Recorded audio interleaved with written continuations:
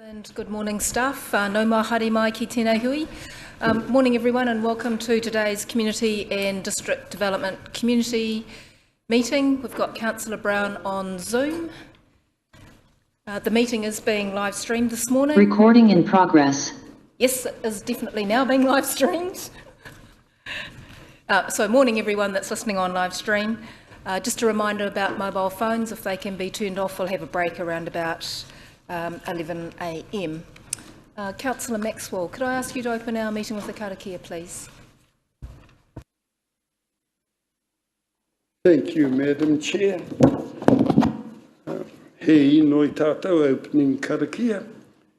Tūtawa mai I runga, tūtawa mai I raro, tūtawa mai I roto, tūtawa mai I waho.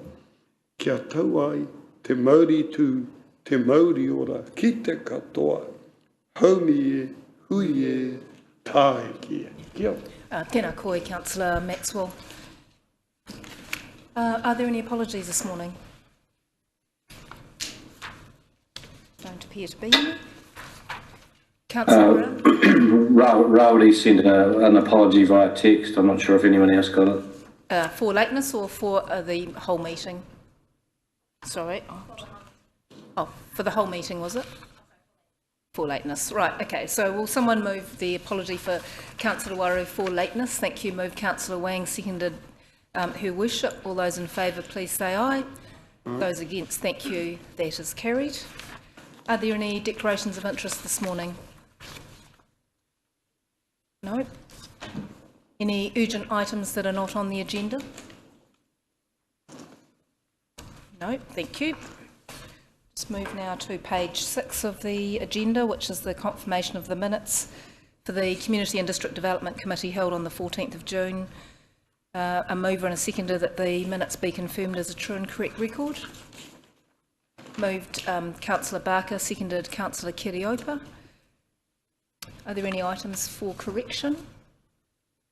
No, if not, I'll put that motion. All those in favour, please say aye. Against, thank you, that is carried. Moving on to staff reports, confidential items to be released. Can I ask for a mover and a seconder to receive the report that confidential items be released? Moved Councillor O'Brien, seconded Her Worship. All those in favour, please say aye. Aye. Against, thank you, carried. And I'm going to ask Debbie Cossa to overview the report. Kia ora koutou. I'll take the report as read. It is for the release of confidential items for the Community and District Development Committee meeting. We have one item which is from the meeting held 12th of April, which is to do with the appointment of the board members for the two council-controlled organisations. These positions have since been filled and published. Are there any questions, councillors? Nope, thank you.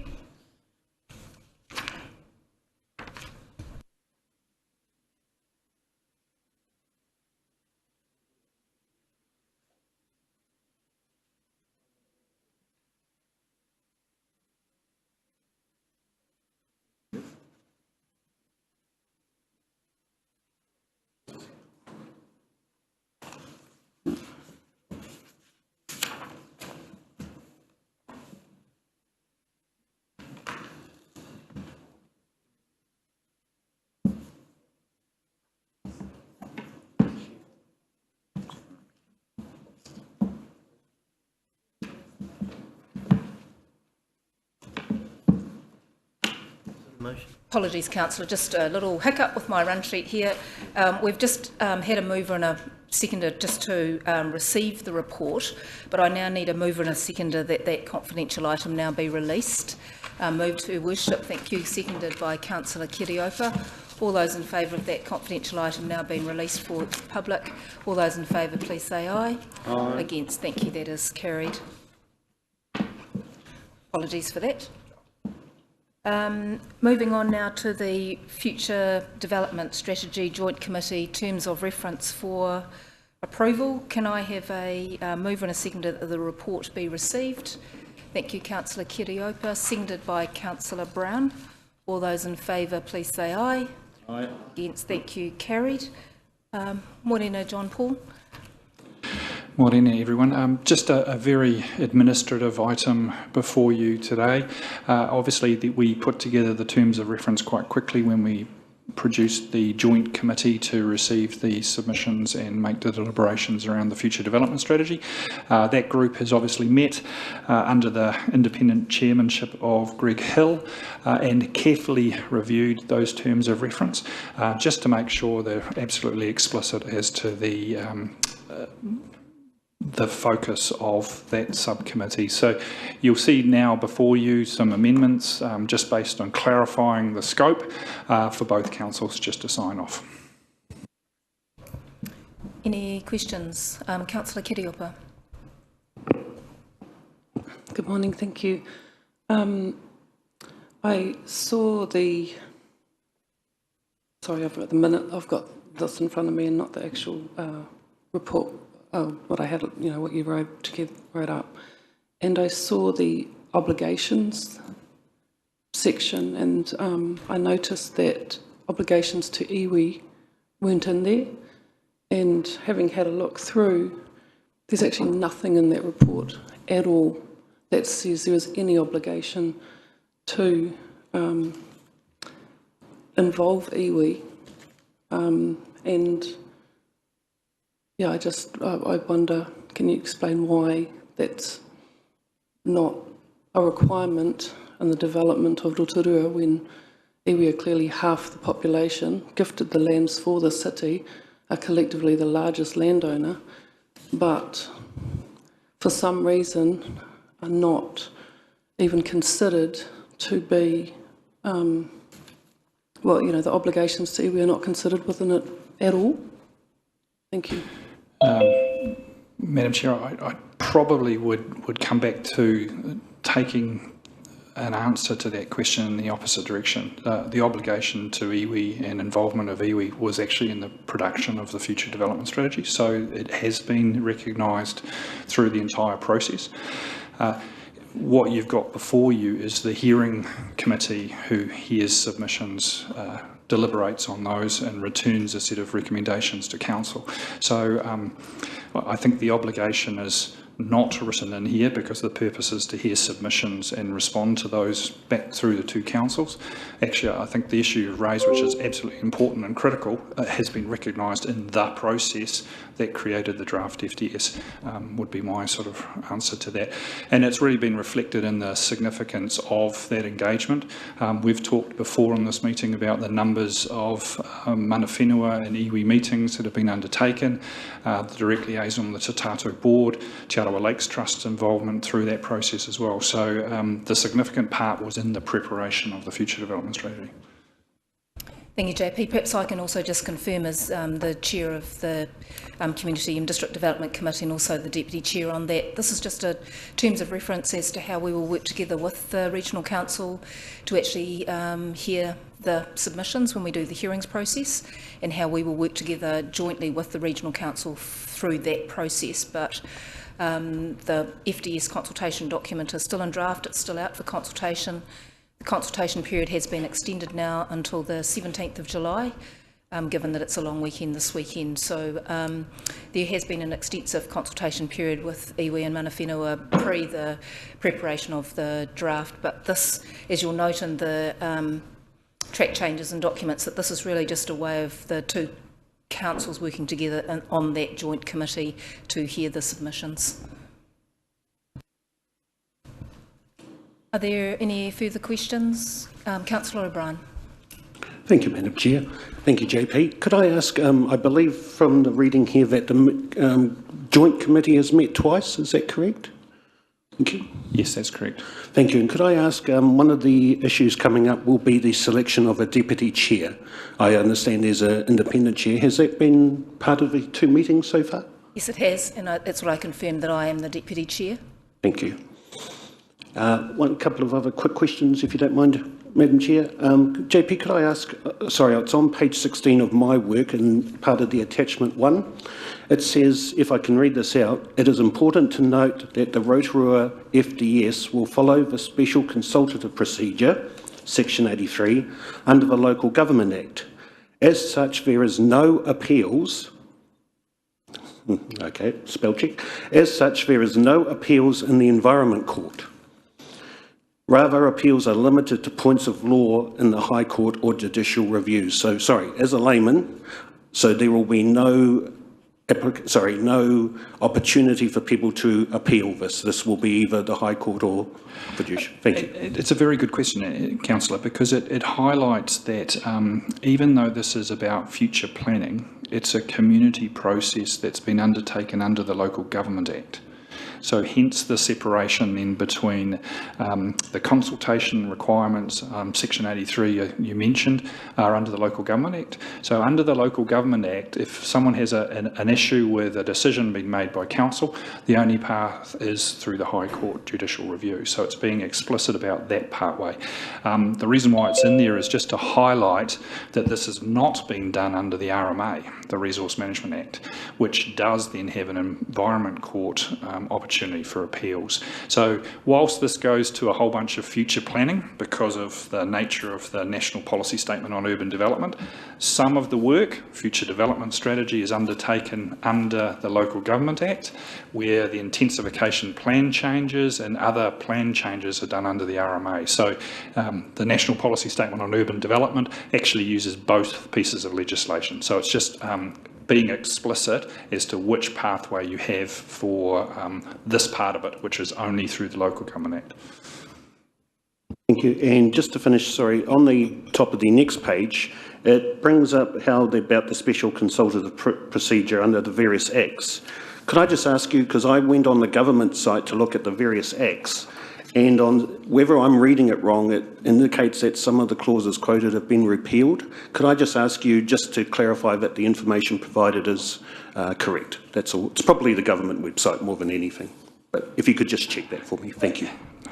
Sitting before you, I hope we have it correct. I can't give you for certainty. My understanding it is that the team have gone through this and carefully tracked the right changes and referenced the right part of the current Act with none of the repeals in place. So to the best of my knowledge, so there's my excuse, Councillor O'Brien, it is correct.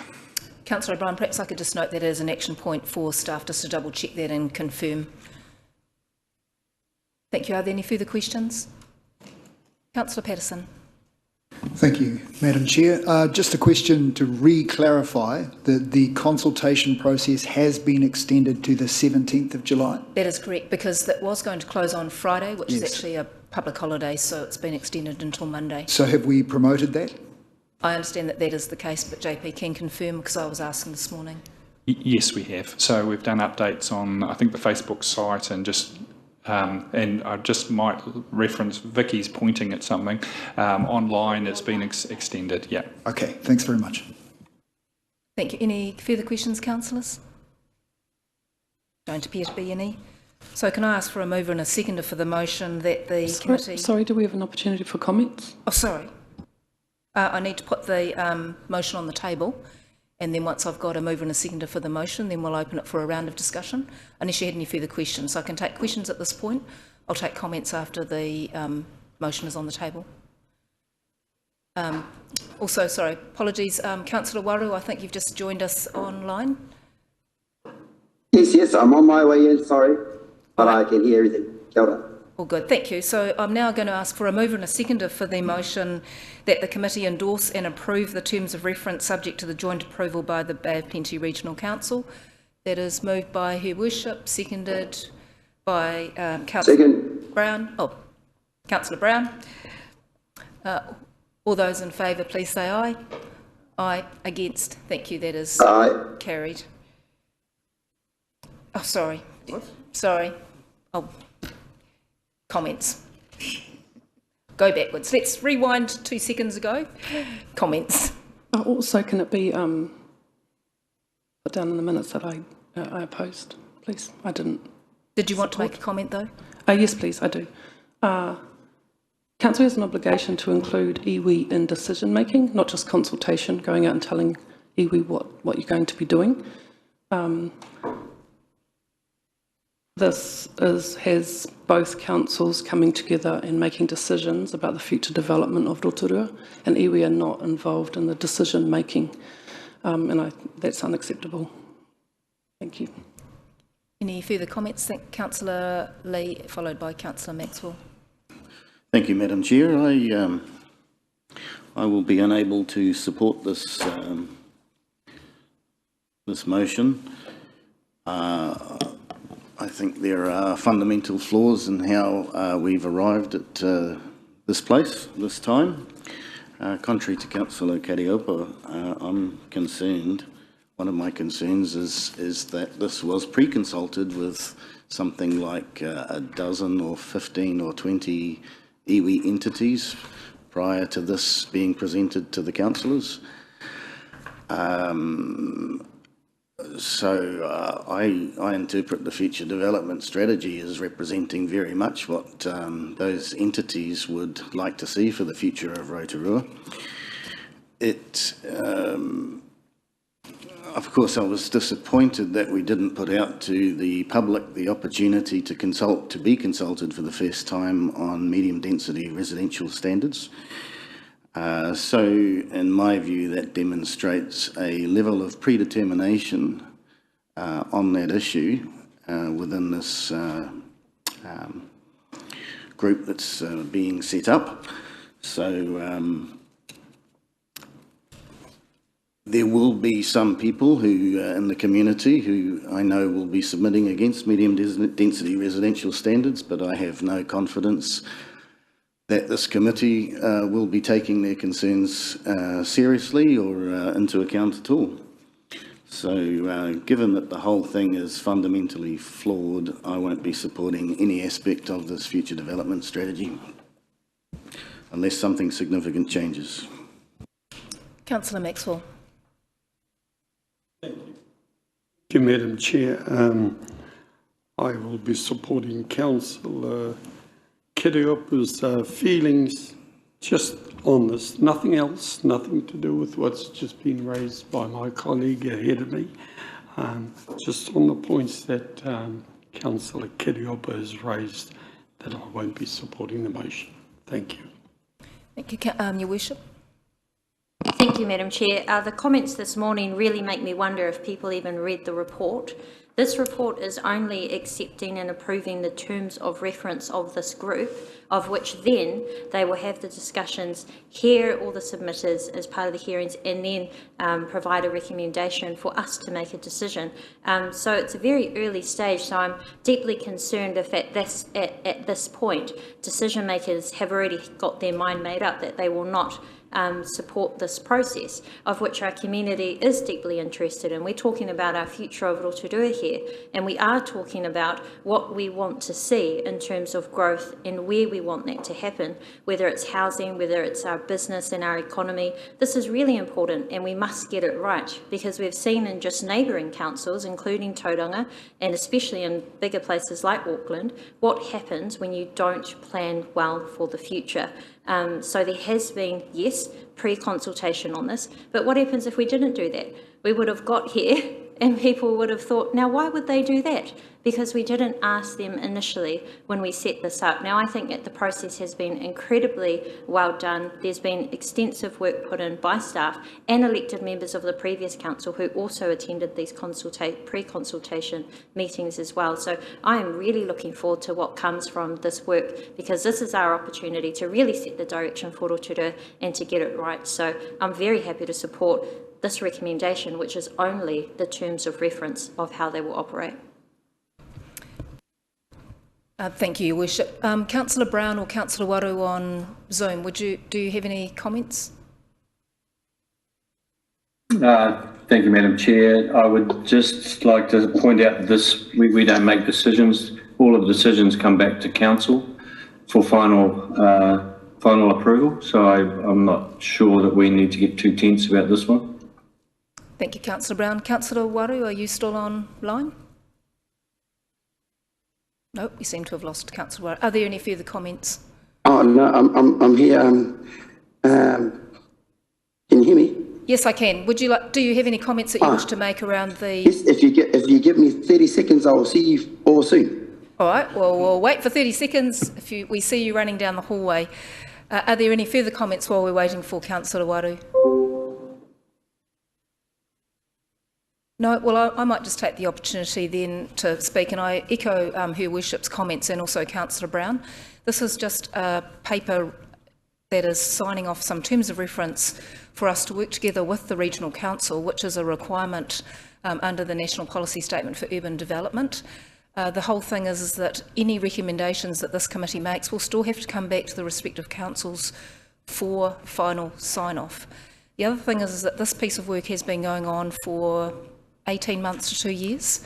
There has been extensive consultation over that period with a large number of people. So I think it has been reported here in the chamber, and I haven't got the list here in front of me, but it was several pages long of all the groups that have actually been consulted with. It included rural, because even though it's an urban development strategy, we still consulted rural. We consulted with iwi, we consulted with schools. We spoke to the specialists that are in this area. Her Worship, Councillor Wang and myself were involved in the previous council with a lot of those consultation sessions and workshops. So there already has been an extensive amount of consultation that has gone into developing the draft document. That draft document is still out for consultation. There is still an opportunity for people to provide feedback until Monday, and I urge people to take that opportunity to do that. All we're doing today is trying to sign off the terms of approval for the two committees to work together. We're not predetermining a decision. We're not making any decision on the future development strategy. We're simply trying to say this is the way we will work together with an independent chair, 3 representatives from each council, who will then hear the submissions, who will then each make recommendations back to the respective council. So as Councillor Brown has indicated, this is not something that we really need to be too concerned about at this stage. This is simply just signing off the terms of reference. The next debate will come around when we're looking at what the future development strategy would actually look like. Councillor Waru. Kia ora. Morena tātou. Apologies for the lateness. Yeah, school holidays, got to sort a few things out, but kei te pai. No, just wanted to tautoko ngā kōrero. I heard it while I was on the Zoom. This is not a decision. This is about the FTC itself. It's just about around the terms of reference for the group that will be doing the mahi i runga i te panel. So I think also don't forget Regional Council are going through the same thing. They're doing the same thing as well. They have to get sign off from their board as well around the terms of reference and how we're going to agree to work with each other. Now the contents in it, well, that's up for another kōrero, and that's what the whole process is about. So then people do have the ability to submit and put forward a kōrero, whether they're iwi, whether they're an organisation, a community group, aharani. They can do that. That's what the whole process is about, and I think I, for one, will support this so we can get going. Otherwise, we're going to be left again, and I'll just echo what our mayor just said. I heard it on the Zoom. E tika, we're just trying to plan for the future. No plan is worse. So, kei te mihi atua kia tātou katoa, and I'll be supporting it. Kia ora. Thank you, Councillor Waru. So I'm just going to rewind. So we did have a mover and a seconder that the committee endorse and approve the terms of reference subject to joint approval by the Bay of Plenty Regional Council. That had been moved by Her Worship and that had been seconded by Councillor Brown. I'm now going to put that matter to the vote. All those in favour, raise your hands. Sorry, I didn't realise you were... Thank you for your indulgence, Madam Chair. I just wanted to point out that, yes, I agree with Councillor Waru and Councillor Brown. This is just the next step in the process, and the real debate will come when we're hearing the submissions. Now, the submissions actually close on the 17th, so there is no more kōrero to be had other than what we decide at the next meetings. So for those people who are listening who have yet to get off your butts, please do so. This is your only chance. Get your submission in. If you're not happy with MDRS, tell us and we will listen. But that's your opportunity now. Please, please submit. Thank you. Thank you, Councillor Patterson. So we have got the motion on the table. It's been moved and it's been seconded. Councillor, sorry, Your Worship. Sorry, I just just to make sure that we have the expectations clear in the community, can we just confirm I don't believe MDRS is part of this? However, they are welcome to provide their feedback on it, but just to set the expectations clear. Okay, just a point of clarification then, JP. Can you just clarify whether MDRS is within the scope of the FDS? No. Thank you. Right, there are no further questions, no further comments. I'm now going to put Councillor Lee.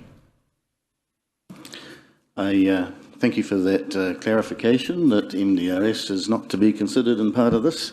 That shows the predetermination Thank you, Councillor Lee. explicitly, and that's why I won't have any part in this process. Point of order. Councillor Lee, we are trying to politely explain to you that you've got it wrong. MDRS is not part of the future development strategy discussion. We've just had that confirmed by staff, and that was a decision of government. So we are not able to influence or change that as a council anyway, and especially not through this process. So point of order, that is not appropriate. Thank you, Your Worship. Okay, I think, councillors, we've had enough discussion and debate around this matter now, and it's been clarified around the MDRS decision. So I am now going to put that motion. All those in favour, please raise your hands. Against? Thank you, that is carried.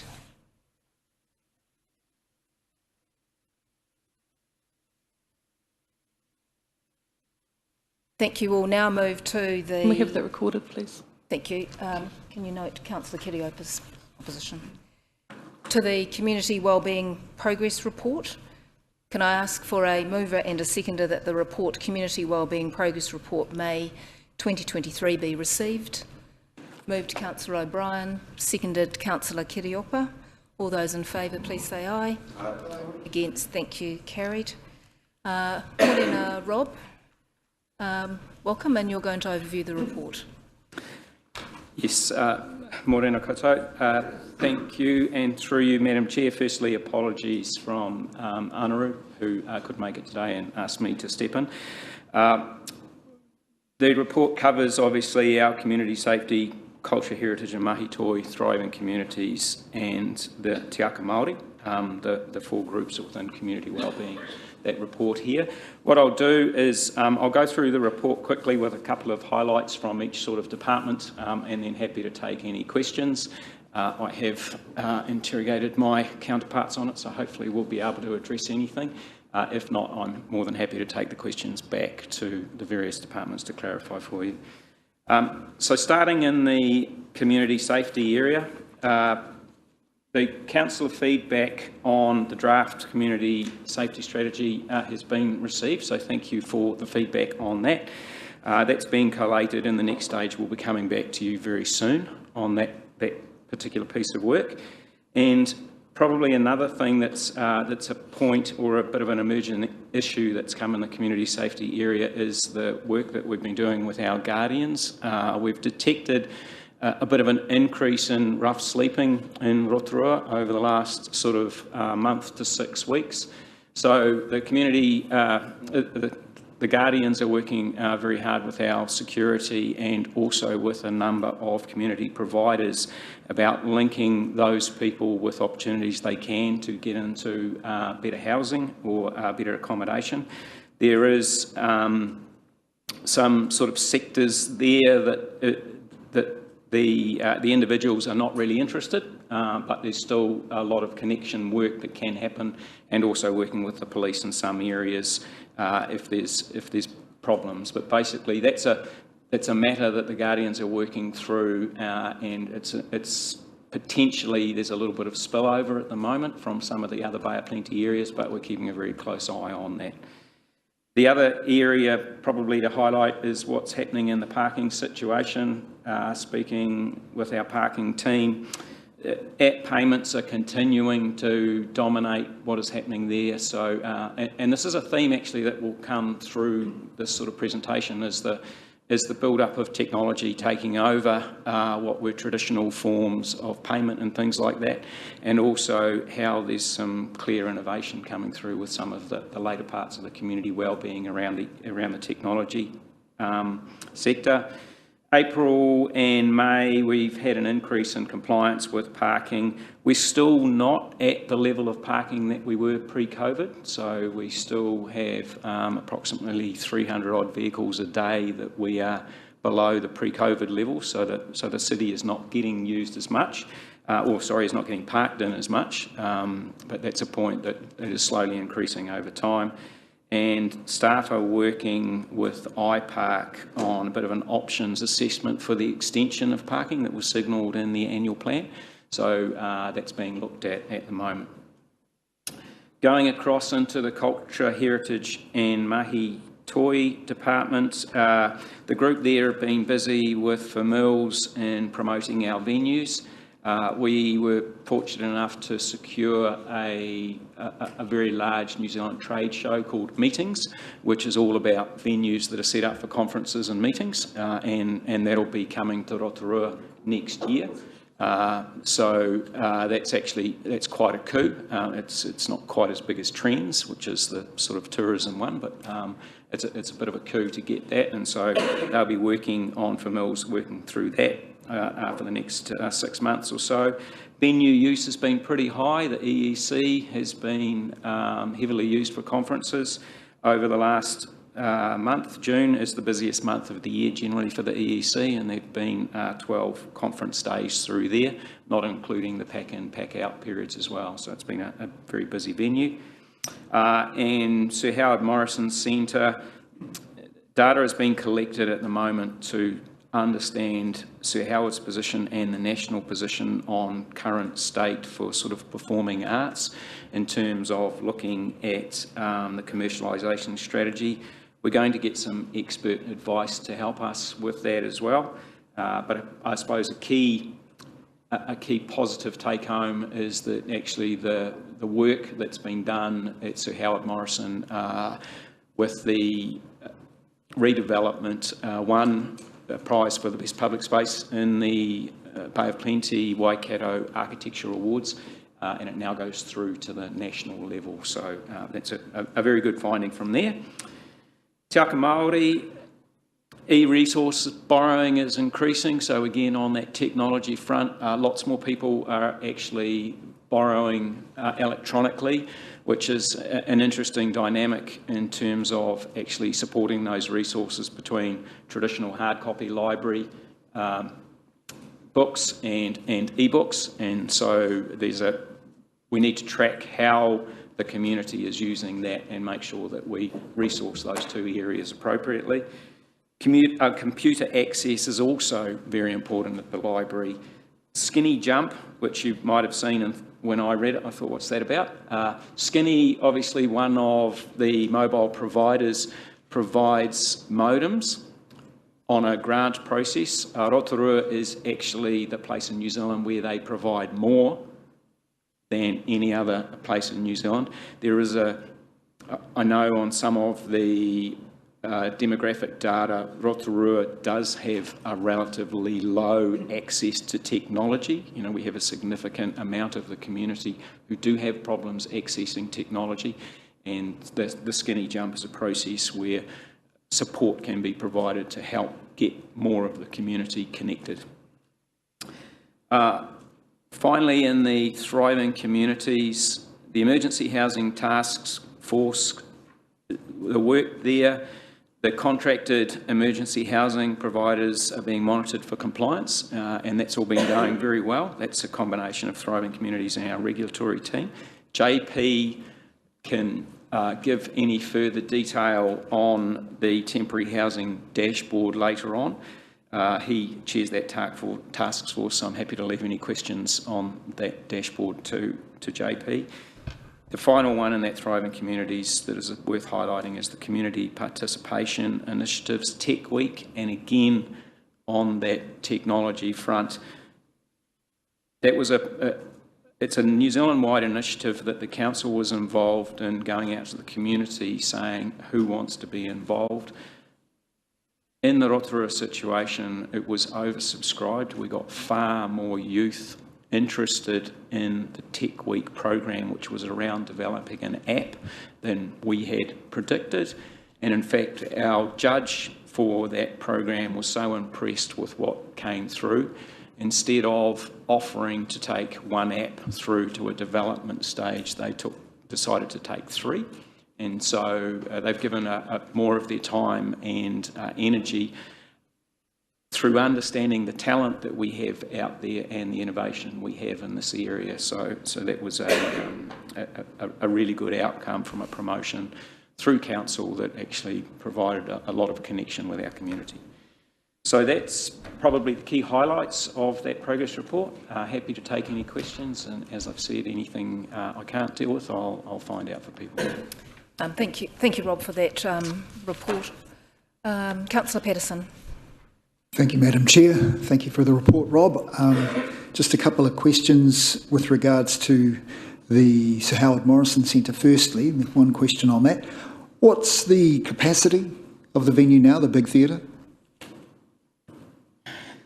My understanding is I think it's just under 1,000. Just under 1,000. Between 900 and 1,000. So greatest love of all was touted as a success with 545 tickets sold. They're happy with that?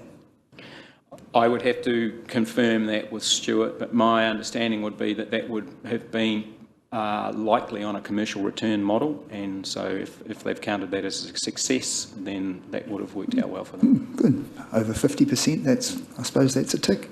And one other question, the Neighbourhood Matching Fund, I see that's mentioned in your report, that was returned back in through the annual plan process. What councillors are on that committee? I can't tell you that, sorry, I'd have to go and find out. Okay, thank you. Any further questions?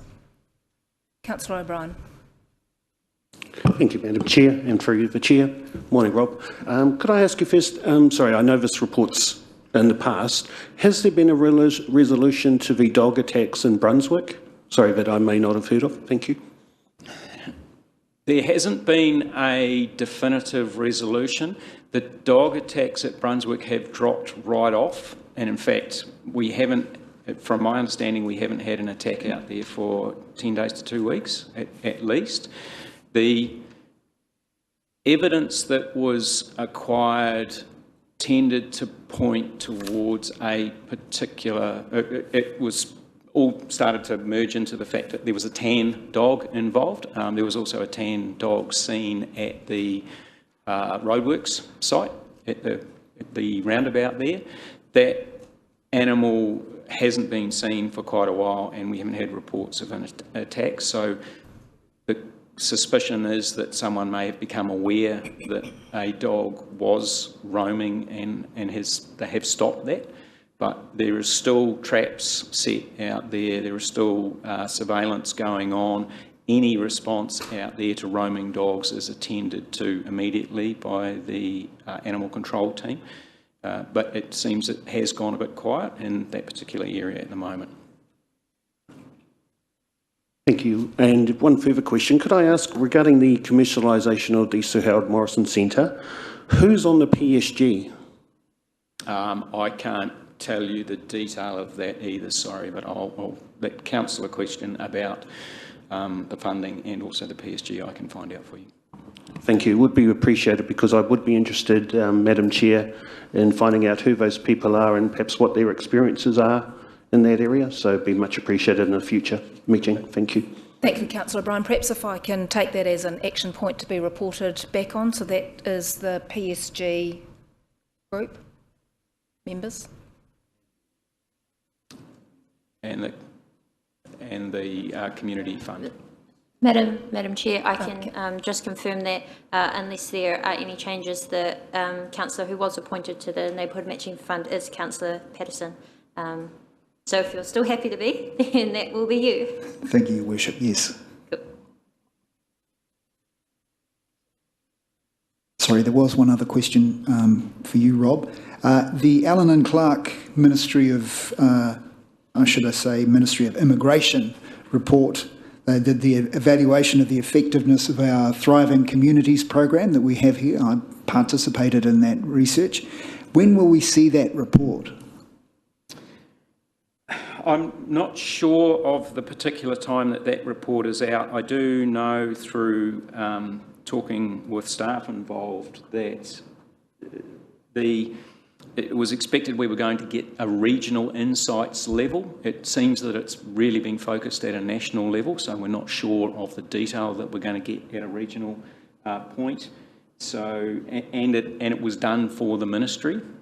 So obviously they will go through a process where they consider the draft report before it's released. So we'll find that out, and once that is available, we'll make sure we can distribute that. Thank you.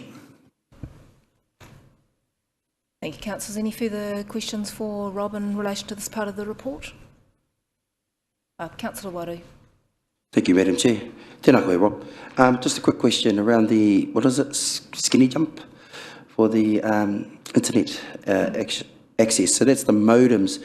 Do they actually get an annual plan as well that comes with that? Or is it just the modem itself?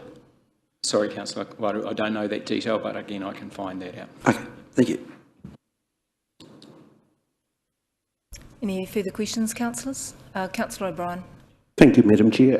Given that Anaru's away, I'd be happy if JP wants to ask. I appreciate the reports in the past, but I was just wondering the recent announcement in the media about 2 more hotels and I believe 1 other having contract extensions by the government. I appreciate this. Perhaps we can take that once JP comes to the table to present his And also, if we move into comments, I have a couple of comments about the report later. Thank you.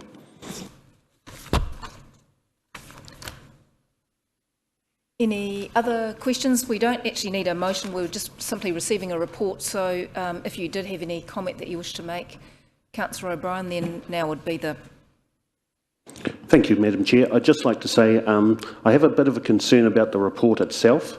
We seem to have a couple of comments here where rough sleeping is noticed or graffiti is noticed, and I just wonder where in the report or where in our process are we actually collecting data to have some realistic idea of what our measurements are? How are we going to measure whether progress or whether problems are increasing? There's several comments like this throughout the reports, and I just wonder perhaps in future we could try and attempt to get a more data-based or more fact-based evidentiary into our reports in future. Thank you.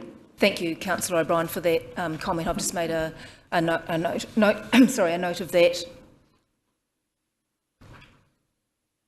No further comments or questions. Thank you, Rob, for your presentation this morning.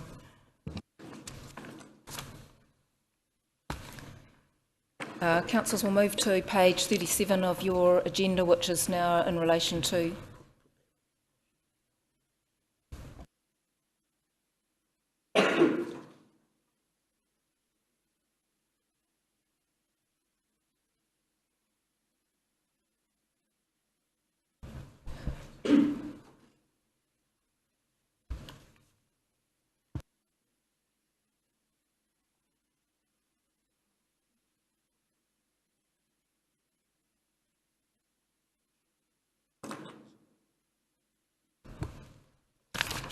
apologies, councillors. Page 37 of your agenda in relation to the District Development Progress Report May 2023 be received.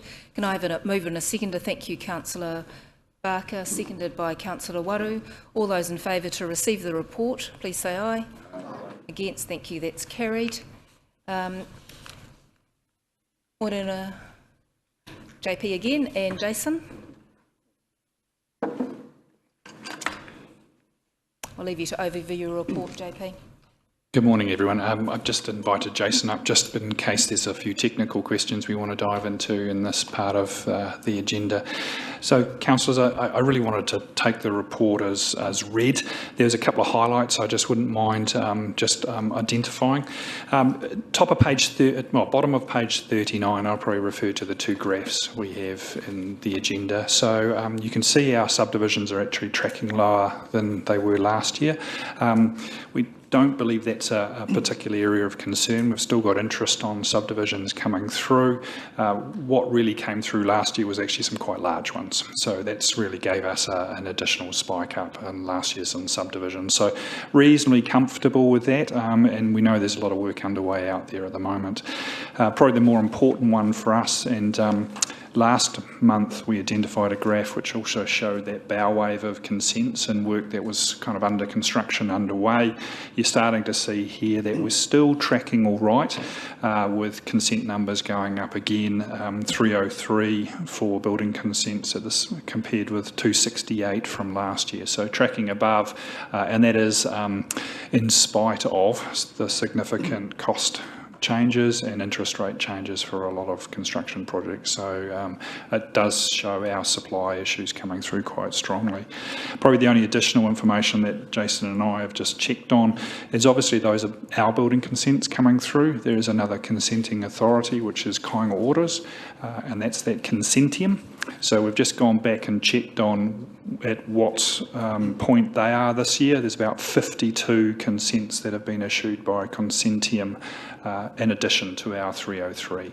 So we can't tell whether there's a net gain there, because again, that's part of that information we just can't see from them about whether they've removed one home and added two. So we don't know if the net is 52, but that's certainly the number of consents that have been processed that we're aware of. So just by comparison. Probably the other thing I think is of significant interest, and it's probably in the graph, the statement just below that. Everyone is aware that a professional operating out of Taupō has been involved allegedly involved in completing and signing off documents as a chartered professional engineer. So I think the last time there was a report on this, Engineering New Zealand are involved, as is the police, but the impact has rippled now across potentially 1,000 different building consents or consents, and 40 local authorities have been involved. So we thought it was just appropriate for us to just give you an update of where we're up to. So we have gone through and examined our files historically as well as current projects to see if we can find the consultant being involved in any properties or developments here in our district over the last extended period. We've identified 21. Of those 21, 7 were in the design or construction phase. So those projects and owners and property owners and developers have been engaged with already, so that they have the opportunity to make adjustments and seek additional design changes or certification before the projects are completed. So very confident we've got on top of 7 of those 21. We've also worked closely with Engineering New Zealand, and we're now in a position, having collected all the file information we have on the remaining 14, to actually write to those property owners. So letters are going out in the next few days to a week, so that we can kick off that information for those property owners. So we wanted to make sure that we had everything lined up so that when they receive those letters and they can contact us, we're in the best position possible to make sure they can be provided with information about what they need to do and how they can reach out to their own insurers or back through Engineering New Zealand for assistance. So we've got a clear process for those 14 projects. Varying types, and again, there is no single answer for any of those particular projects, so they need to be dealt with on a case-by-case basis. So that's just to give you that reassurance that we have got a very clear picture of the implications in our own district and the number of properties involved. So if there's any further questions about that topic or anything else in the report, Jason and I are certainly happy to answer those. Thank you, JP. Councillor Patterson. Thank you, Madam Chair. Through you. Couple of things. There are a number of properties that we have partnered with. I understand in the report that there are progress on sales, etc. There was one glaringly missing. Where are things at with Titoki Place? Titoki, we've got a report coming to you next month, Councillor. So we've, as you're aware, we have had in place an agreement to sell to Kāinga Order. They've that's been a protracted discussion because of the significant engineering issues on that site, and so we've actually got to a point now where we're wanting to come back for a further decision from council as to whether we should proceed with that or whether other options exist. So that will all be focused on within the report for next month. So it is coming. Excellent, thank you. A few more questions. The inner city revitalisation. Obviously, that was one of our big priorities this term. Now, my understanding is that there have been quite a few plans done over many years about how we're going to revitalise the CBD. And I know Councillor Brown was involved in some fairly substantial work back prior to or at the very beginning of COVID. So are we going to do a new plan, or are we just going to have a look at what we've already been done so we save a bit of time and we can get things moving? I think that's a decision for you collectively, Councillor. So the process that we've identified is, if you recall, last council undertook a review of all the previous plans and consolidated those in a review that was undertaken by DCA Architects, or Darrell Church Architects for us. So that gave us a review of all previous plans over the last 20 years, what worked, what hadn't worked, what had been done, what hadn't been done, what was consistently identified as the way forward in that plan. That became a inner city strategic framework, which was signed off by the previous council and was tested with the Chamber of Commerce and Pukeroa Orowhata Trust as in that space, or Ngāti Whakaui in that space. So what we're proposing to do with you is, as a new council, is to bring all of that information back. So there's been a number of changes that obviously occurred post-COVID. Is that plan still valid? So the intention is through some workshops to sit down with you and go, here's the history of that process that got us to that strategic framework. Are you comfortable with it as a base moving forward, or do you think it needs further work or change? And again, we've got some other changes that are occurring across the city which may influence how that looks. The most obvious couple I can think of is changes around speed limits and the regional council's changes on bus routes and things like that, as well as some of the potential developments. So we do need at least to recognise those changes. So certainly our intention over the next 2 or 3 months was to make use of some workshops to bring you on that journey to date or reset the direction of that journey. Thank you. One last question, promise. On the dashboard, is there rental or Airbnb housing being used for emergency housing purposes that you are aware of? Not that I'm aware of. Thank you. Thank you, Councillor O'Brien. Thank you, Madam Chair and through the Chair. Thank you, gentlemen, for your presentation. Could I just ask, in regards to certain media reports concerning the alleged behaviour of a engineering contractor and his qualifications, it was mentioned that the Engineering New Zealand concerns were first raised about May the 20th. Could I ask, when did RDC first become alerted to that? Would it be approximately about that time, or was there some delay before word got to us? Thank you. Yeah, look, I don't know the date of when we were notified, but probably approximately around that time. So could I ask, so what's been the process of determining the 21 properties? Is it basically just, is there any data search we can do, or is it effectively just checking physically whether this person's signature appears or not? Thank you. You also be aware that we've had a computer system changeover. So that was a test for us to use our new electronic document management system. So there has been manual searches and electronic searches for the consultant's name and the company name. through all of our records. So it has been a painstaking process on the manual side, but the electronic system served up a whole bunch of projects where we had the opportunity to identify whether they'd been involved in some way, and that gave us the chance to also to pull those producer statements, which is the alleged area where the concern is that a chartered engineer had signed off a whole bunch of work. So it gave us the chance really to deep dive into all of our files and find that information. Thank you. And could I ask finally, what steps are we taking in the future to make sure this doesn't happen again? Thank you. That question, I think, is one that probably needs to be addressed nationally. We're in a situation, and it is a producer statement, so the situation here is we can check the name of a registered engineer or a chartered engineer.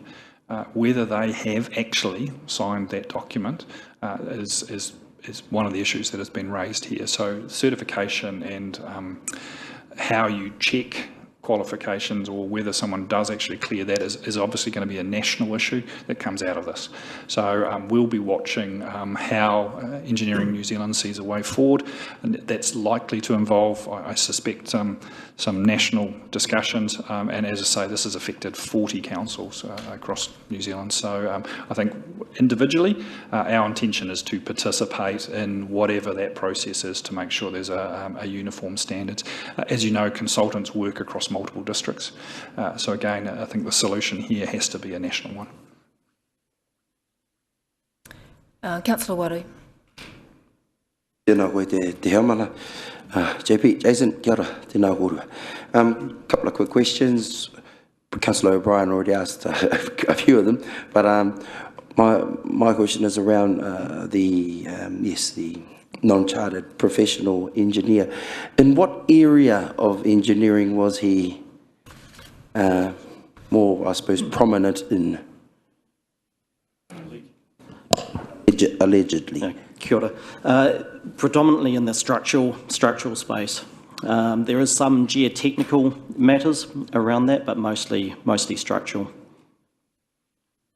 Oh wow, that's going to be a bit of work to sort that out then. Sorry, feel sorry for the people that have gone through the consenting process. Is there any? I don't know if you know if has there been any kickback in terms of from their funders or anything like that on their projects? Not that we're aware of, no. But that's where we've tried to be proactive and actually working with those ones that we can still catch before they've actually been consented. Has been part of our priority, is actually to alert that they then can go actually and get a proper engineer sign off on that and revisit it. Okay, thank you. That's that part of the MB determination, JP. Are you just able to give a bit more of a kōrero on that? I know you put it in here, but it'd be nice to hear the real guts of it and what it actually really means for us moving forward. Good for the public too. Yeah, I think importantly, if you recall, a determination is about an individual property, its circumstances at a point in time. So for this circumstances, it was the Ashley Court Motel at a particular point in time. So that's the first critical piece. The important part of the determination for us is that in coming to the determination, the report identifies a number of key questions or evaluations that were undertaken to come to a conclusion. So that's really important for us because that starts giving us those questions, those criteria that we will use to evaluate any other properties. So that's the part that then has the applicability into our processes. So we were pleased that it drew the same conclusion that our building team and Jason's team had made in their evaluation, that it was a change in use from sleeping accommodation to sleeping residential, based on the criteria in that property or the circumstances in that property. It now gives us a set of information on which we have more confidence to start asking the questions and seeking the right evaluation information for other properties. Now, we've signalled here before that the regulatory approach is not quick, but we have some more confidence and certainty about our evaluation criteria going forward. Probably immediately after having received that determination, we sought to confirm with Ashley Court whether any circumstances had changed, and from their change since that date, they have returned to tourism. So we've got a process now where we inspect, confirm, provide a concluding letter to say you have now returned to tourism. If you seek to return to providing some sort of other accommodation, you'll need to go through a consenting process and ensure you're complying with the Building Act.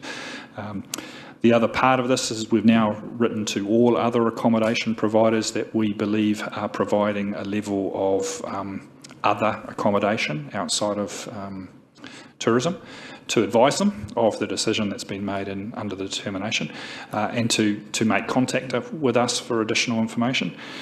We're also in the process of writing to government with a series of official information requests, seeking information on the current status of all other accommodation providers being used so that we can enter that into that evaluation. And that provides us that regulatory platform moving forward. Thanks, JP. I think it's really good to hear that, and for the public to hear that it gives us a bit more certainty around that area, emergency housing, but also, you know, the revitalisation side of things and also the tourism side of things as well. Just wanted to one more question, and it's just around the revitalisation and the current consents.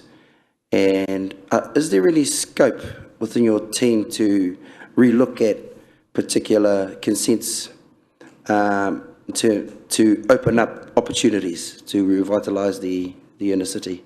Was that just sort of set in stone? Not quite sure what the question is. With current consents with buildings, for example, the businesses, and then the landlord might want to change something within there. Now I'm talking about the inner city, but is unable to under their current operative. Is there any sort of way we can be flexible? No, would be my short answer. We've got an operative district plan currently. However, through Plan Change 9, so that's we are providing some rule changes to enable housing within the CBD, or change heights within the CBD. So there is some rule changes that are coming through Plan Change 9, which I'm hoping will make things more flexible. But that can't be applied before those decisions are made.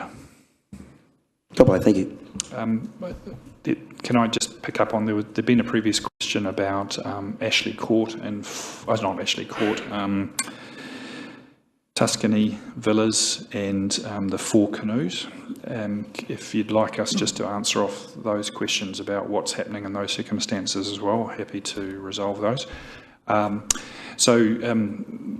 MHUD's media response gives us confirmation in our views that there's been a change of use in the Tuscany. So we'll be writing to the owners seeking a clarification of when they'll be submitting a resource consent, and also advising their need under the Building Act to undertake an analysis. So that's the first time that we've been very clear that it's got a contract for a type of transitional housing applied to that property, and we do not have a consent for that property, so we'll be writing directly to that.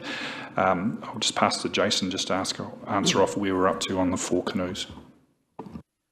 Yeah, so in regards to 4 canoes, we're going back and engaging with the property owner and operator just to ascertain the length of stay of people that are staying there, whether or not it's for tourism or not, and that we'll be taking appropriate action on that motel, similar to Tuscany.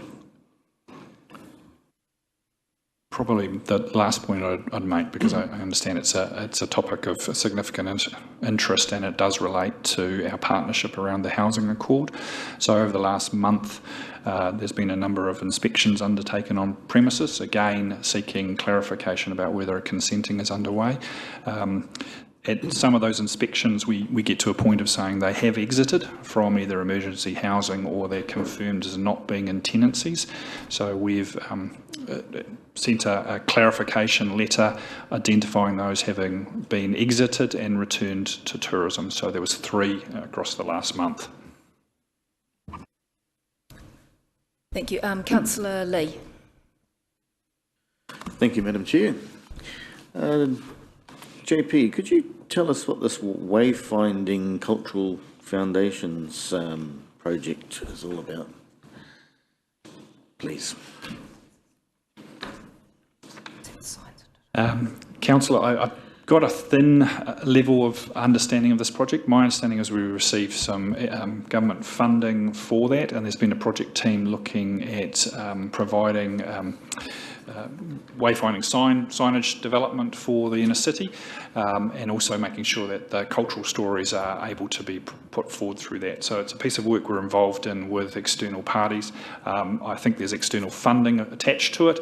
I'm not quite sure. I could provide some additional details next month if that would be available. I can't answer off any other detail at this point. Okay, that'd be appreciated. Thank you very much. Where are we at with the change in purpose process for the Rotorua Cemetery Reserve? I know. I think consultation has just started, Councillor, so it's just been notified.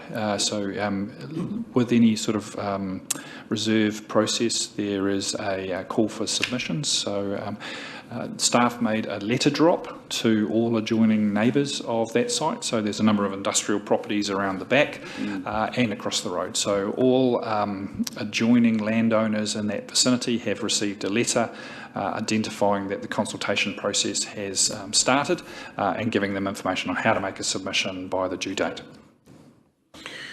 Okay, so the public could, in theory, say that they were opposed to the change in purpose process? It is a submission process, Councillor, yes. So I'm curious as to why it says in the agenda that we're awaiting approval from the Pukeroa Orowhata Trust to start the change in purpose process for the Rotorua Cemetery Reserve to enable the development of community housing. We met last week. Gifted Reserve Committee has met. Remember, this is a retrospective, so as a gifted reserve, Council is the administrator, so we administer it under the Reserves Act, but this was gifted land, and we have a Gifted Reserve Protocol Committee which is consulted, and the decisions by that group give us the direction. So they have met and authorised that we consider this change of use. So it's still a public process, but in this circumstances, as a gifted reserve, we have to start with our partner. Okay, thank you. Councillor Patterson, you had another question. Yes, thank you for your indulgence, Madam Chair. Just going back to a couple of comments that you've made, JP, regarding, I think that you talked about having to do an official information request to the government about the number of, is it the motels that are specifically being used? Now that strikes me as disappointing that you have to do that. If we have a housing accord with them, they are partners with us, why are you having to go through that process? Good question, Councillor, and it probably is disingenuous to our partners, the description I had. I suppose what we're doing is we've got a partnership. We understand the motels being used by government for emergency housing. Official information request is just to say that we need it in a set format and a set type. So the best way of doing that and making sure it comes through in a way that we can then effectively use is to make an official information request. Like ourselves, many inquiries come into our council, and we generally treat them as if they were an official information request. So our view is, let's get the formality of it, we'll set it up in the table of information, because it's not about which motels, we generally know those through our partnership, it's the direct information about occupants and length of stay and average length of stay. Thank you. Councillor O'Brien. Thank you, Madam Chair, and I have a couple of questions, so sorry, I'll try to be as quick as I can. Thank you, gentlemen. Just in regards to Tuscany and Four Canoes, and sorry, was there one other or was it just Tuscany for 2 motels there? But, cool, thank you. Could I just clarify, so we weren't notified through the Housing Accord what the government intended to do or planned to do in terms of extending these contracts? No, we weren't. They'd been sitting on our list as being COVID-19 motels. So obviously there was a process that had kicked off with the owners around Four Canoes, which had a set date. The government's operational view, so we knew they were being used, their decision and the response to media around the contractor was not advised to us. Okay, if I could just ask, so the determination that you quote in your report regarding Ashley, does that affect these particular motels? And sorry, one other just on that, is this the determination that came through either late last year or early this year, or is it a more recent one that you were waiting on? Thank you. So if I go to the determination, I think we requested the determination in January last year. January 2022. We had a draft we received in November, which obviously went around the various parties involved, and we received, it was the issued determination of June this year.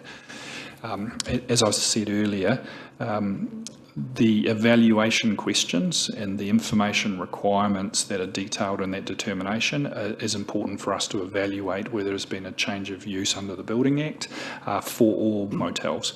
So that has applicability in that evaluation to the Ashley Court, to Tuscany. Thank you, Madam Chair. I'd just like to pass a comment. I'm rather concerned that the government would consider extending contracts on a potential properties that may not be meeting our bylaws. Or, sorry, our resource consent rules. It's very concerning to me, but we'll leave, this isn't the place for that. I'll leave it to another day. Could I ask regarding the flooding mapping that we're currently underway? Obviously that will have a big part, I would presume, in the FDS, and looking at potentially, since Ngātaha was a big part of that and growth, one property in particular may attract interest.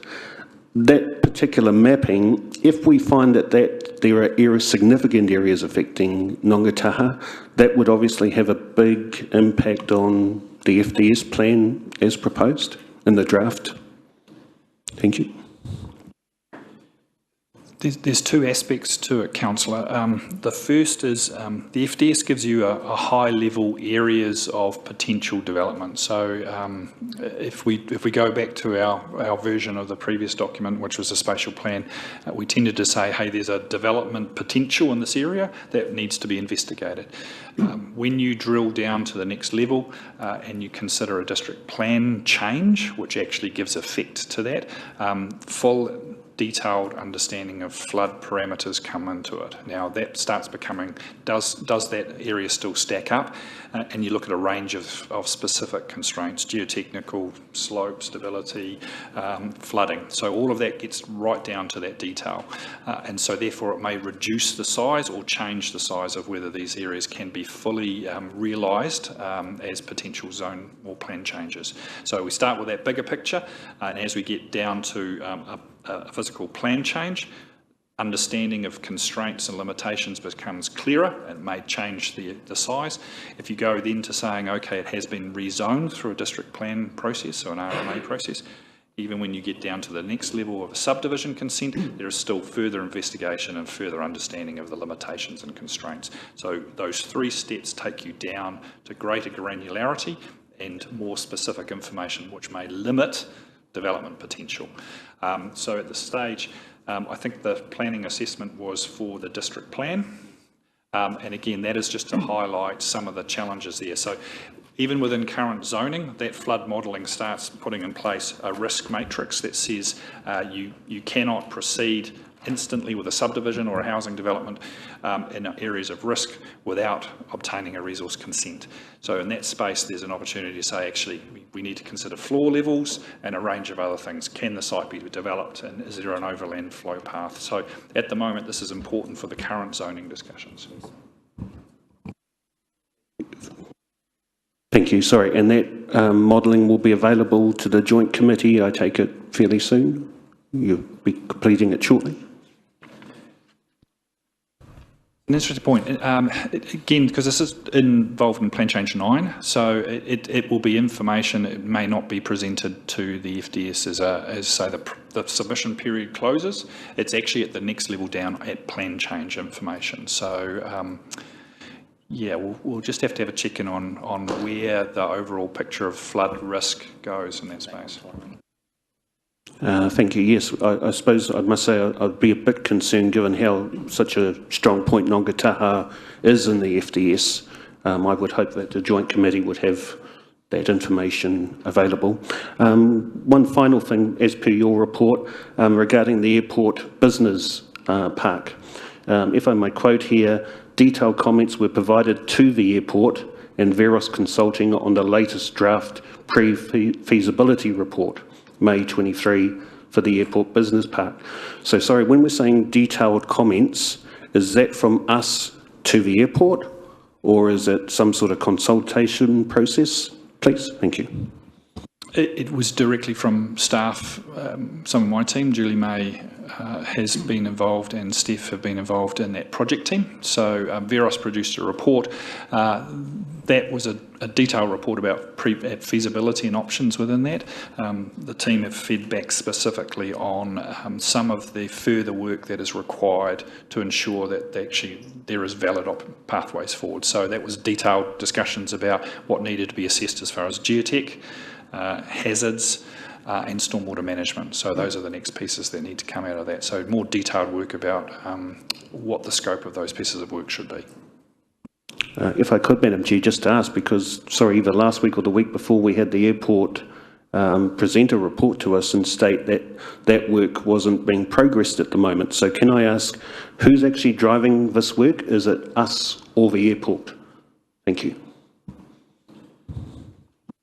Not sure of the comments you're referring to. But Councillor O'Brien, were you referring to the fact that we had talked about the post-COVID projects that had been identified in the Economic Development Recovery Plan? Those items were not being pursued any further.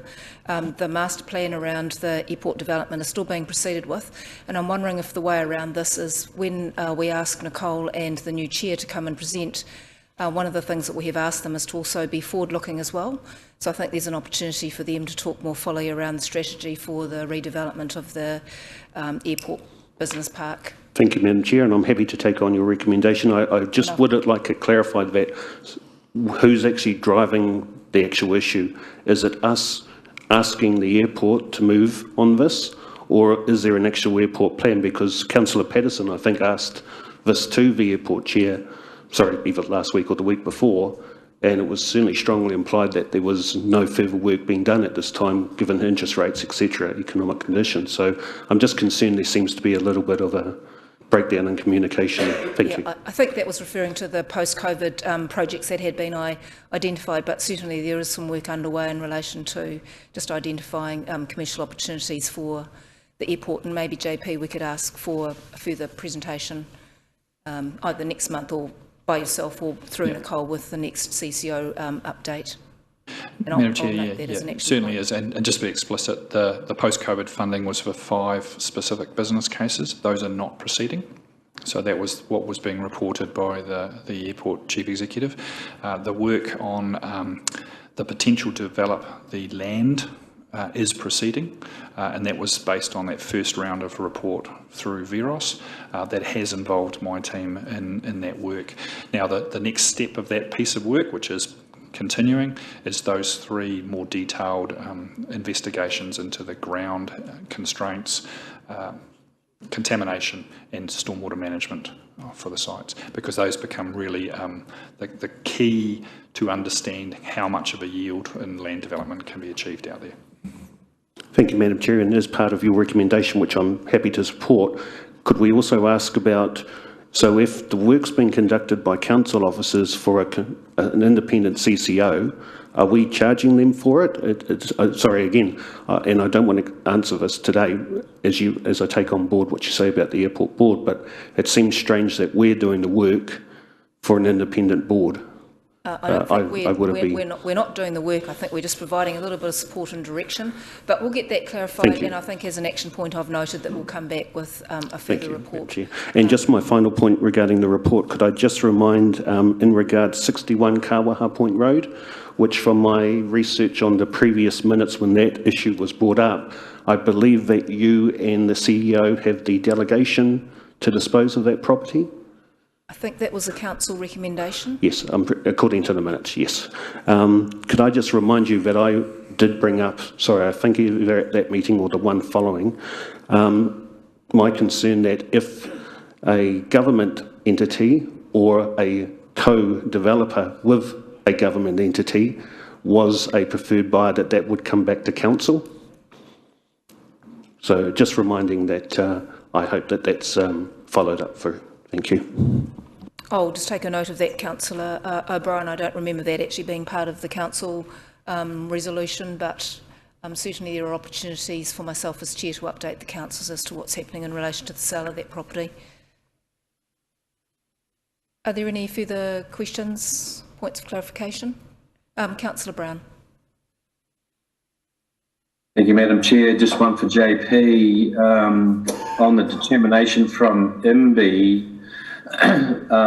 Are we, and JP, correct me if I'm wrong, but I heard you say that it will take a bit of time to work through the number of motels and backpackers, I assume, that are captured by that determination. Are we putting ourselves at risk now that we know what the rules might look like if there is a fire and perhaps lives are lost?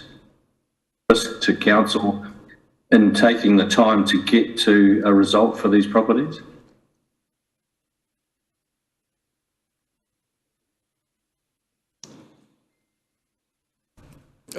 Councillor, Jason might want to just help me out on this one, but as it's been traversed previously, there is some ambiguities within the Building Act that this seeks to clarify, but what is important, and I think around the risk to life, is the building warrant of fitness requirements. And we've advised you that we do take a risk-based approach to BWFs, and that we're up to date and ensure that those audits are undertaken. So I'll just ask Jason just to cover that off. So I think globally we're making sure we're advising property owners that they need to take the relevant steps, but there's the BWF issue, which is the key one. Thanks, JP. And thanks, Councillor Brown. I refer back to our last meeting of this where I actually took you through the building warrant of fitness process, and just reiterating that they are all up to date on the building warrant of fitness. I've checked in since then, because some did expire, that we have actually got new building warrant of fitnesses for those premises. Again, we have. So this doesn't negate or mean that we won't be actually carrying out audits through this time or working with FENS. So we are still keeping up to date with the audits on a risk-based basis through the motels. Also, what I'd say further is then when we're going through the determination, which ones are we actually working with first, which ones do we follow up first, that is also a risk-based thing. So if we're looking at that they might have a lower safety requirements, those will be the ones that we'll actually be targeting first to actually make sure that they're engaging with us and doing their gap analysis through the determination process. Councillor Brown. Sorry, supplementary. So how long will it take for us to get through this piece of work? Exactly? How much time? There's a limited number of people that can actually carry out the work as part of the issue. So again, what we've done is we've written to them all, we're following them up, and what we're doing is we're talking to the industry to actually see when they can actually cover all of their what's called a gap analysis. So we're providing them some time to say yes, what they are, that they're engaging, and then we will engage with the professionals on that. So, Thank you. Councillor, to be explicit, when you think about engaging professionals to undertake gap analysis, for us to evaluate that, and then for them to potentially undertake any works, we're talking months, not weeks, and I would say we're probably getting on towards 6 to 18 months in total process. Even the ability to commission people to undertake work will add significantly to the timeframes. Thank you, councillors. Thank you. Thank you, Councillor Brown. No further questions. I think we've quite thoroughly traversed your report today, JP, so thank you very much for the report, and also Jason. Councillors, I'll just close off the public part of the meeting. I think we'll move into public excluded and then we'll take the morning break. We're going to move into public excluded because there are two matters to be dealt with. There's the pensioner housing update, and there's appointment for board members to Rotorua NZ, our council-controlled CCO. The reasons for moving into public excluded are to protect the information we're making available. The information would be likely otherwise damaging the public interest. And secondly, to enable a local authority holding information to carry on without prejudice or disadvantage negotiations, which include commercial and industrial negotiations. And thirdly, to protect the privacy of natural persons, including that of deceased natural persons. So can I ask for a mover and a seconder that the council move into the public excluded session? Thank you, Councillor Waru, seconded by Her Worship. All those in favour, please raise your hands. Thank you. Against? Thank you, that is carried. We'll just take a break now, councillors, till 11:15.